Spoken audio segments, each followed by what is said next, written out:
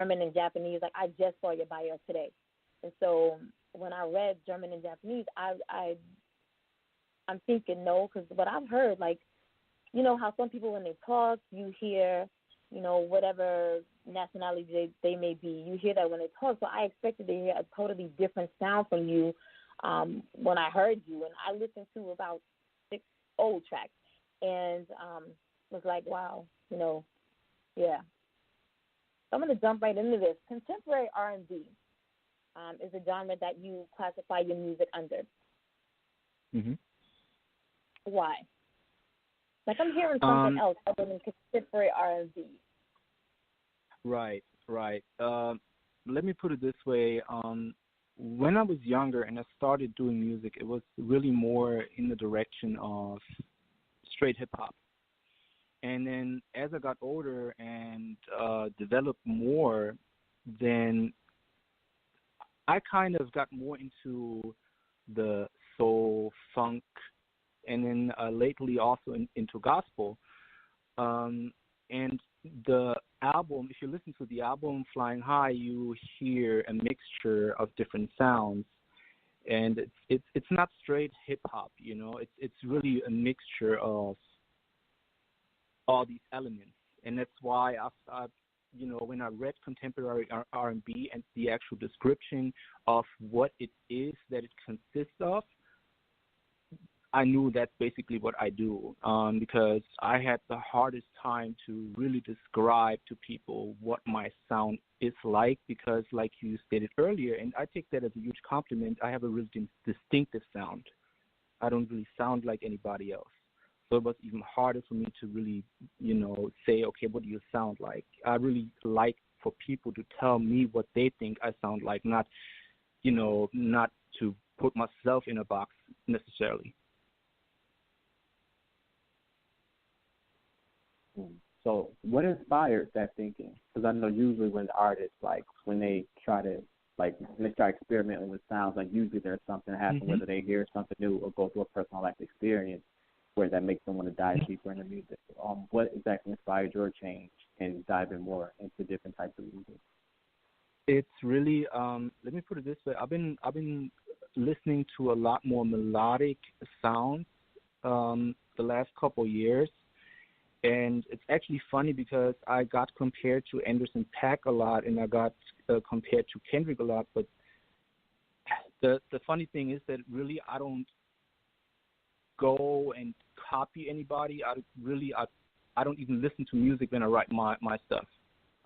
The way I work is I get a sample or a piano roll or something that my producer is coming up with, and then I write the lyrics without any drums, or, you know, or it could be just the drums, and I write around that, and I come up with my own melody line. That's how I produce that, and I try to make it as organic as possible sounding, because really what I like to do personally, I like to experience something on stage.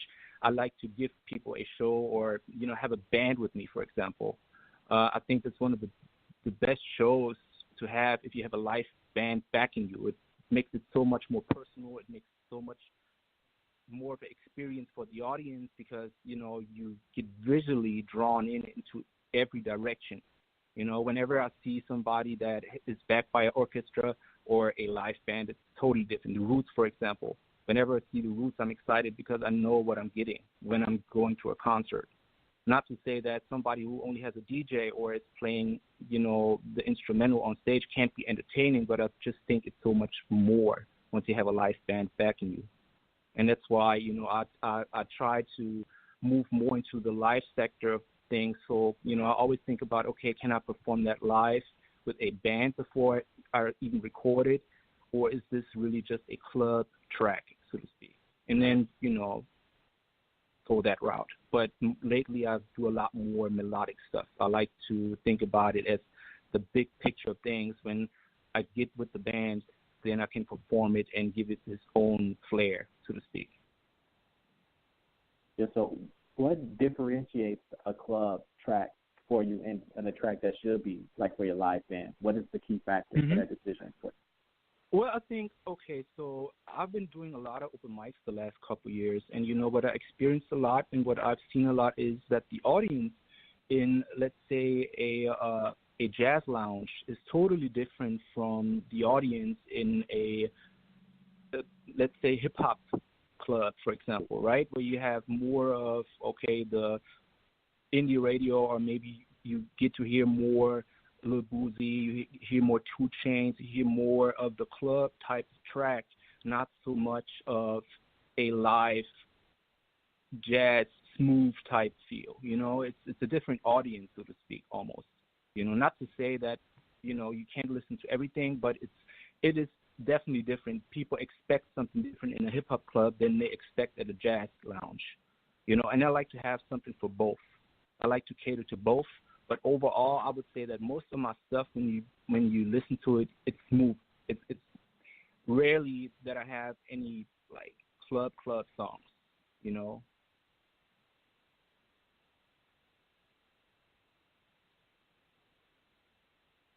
But yeah, I think that's really the difference, in my opinion. That, you know, you have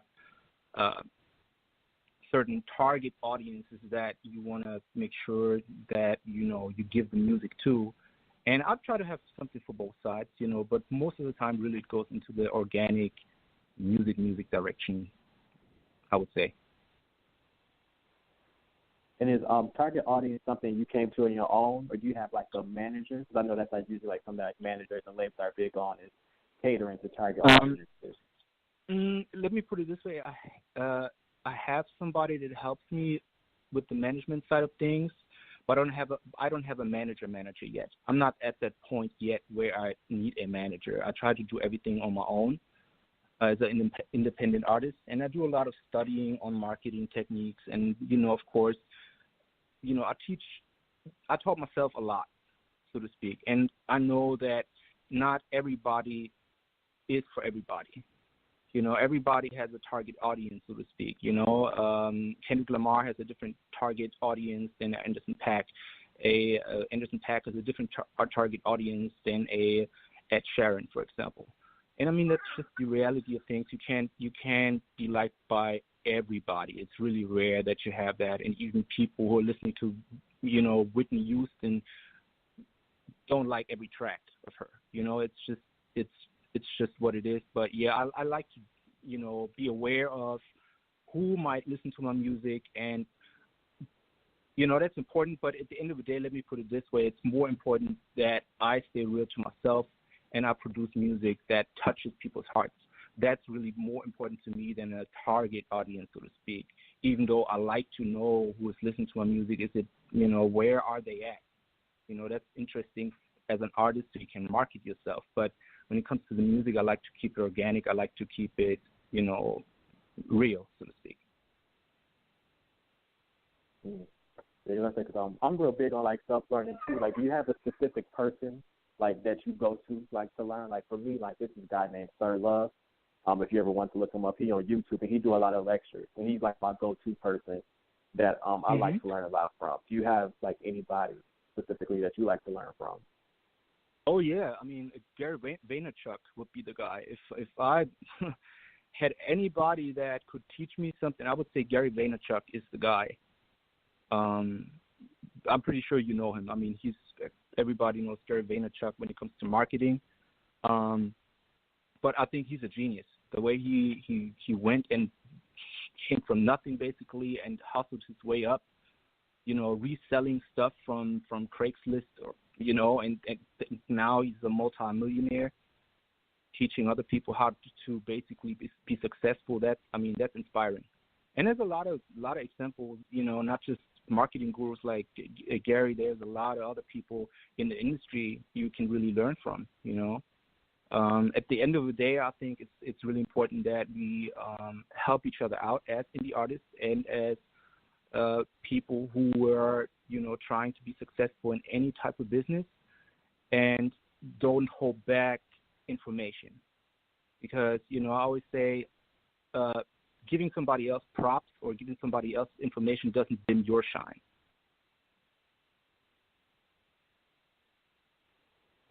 Yeah, I totally agree with that, and I'm glad you said it, because there's a lot of people who think like that. Like they think like, if I give him shine or he gets shine, that means there won't be enough shine left for me.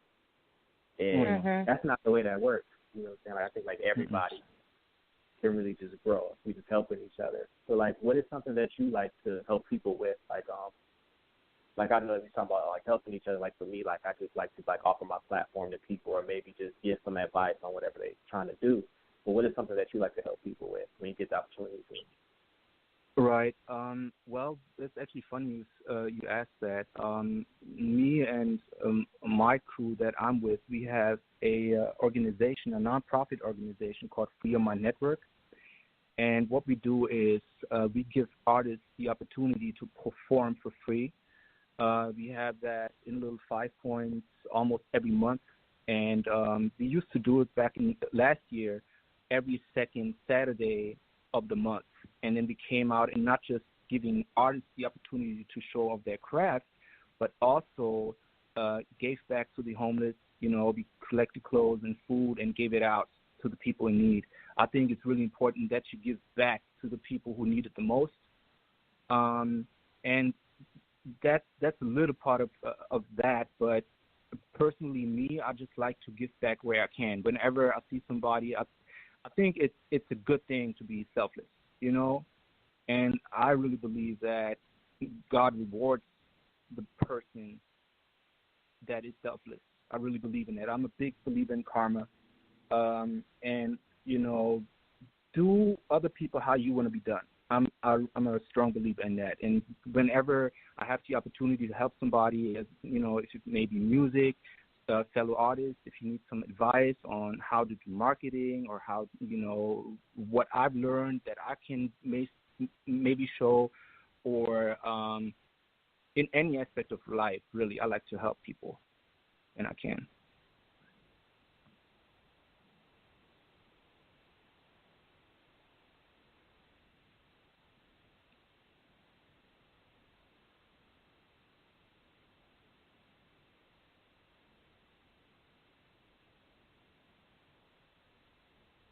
That is, sorry, I was muted out again. That is a very interesting point that you brought up. I like to tell people all the time that we are all gifted with a ministry. And it doesn't mean that, you know, you're supposed to step into the pulpit and minister or preach. But there's something inside of all of us that, you know, we as humans, we are supposed to pull out. And it sounds like, you know, servitude is your ministry. I definitely want to look up that organization that you have and get some people involved with that with you. But you mentioned, my mind is like 1,000 places right now. You mentioned your stage performance. Do you prefer being in the studio or performing live? It's a tough one, though. I enjoy both. But honestly speaking, I enjoy the creating process more. You know, I like to create. I like to be in the studio.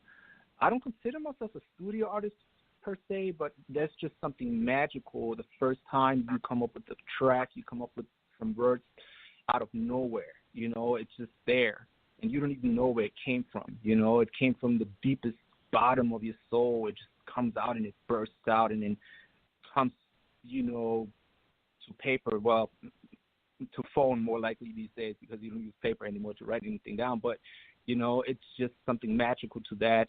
And then, of course, whenever somebody hears my music and gives me feedback on it, if that may be negative or positive, I just feel so grateful, you know, to have that opportunity. And, you know, especially on stage when you see people's expression and, you know, to your music and to your message and, you know, what you want to bring across, that's amazing. So I would say it's both, but if I would have to choose, I would say, yes, the creating process for me is more important than the performance process.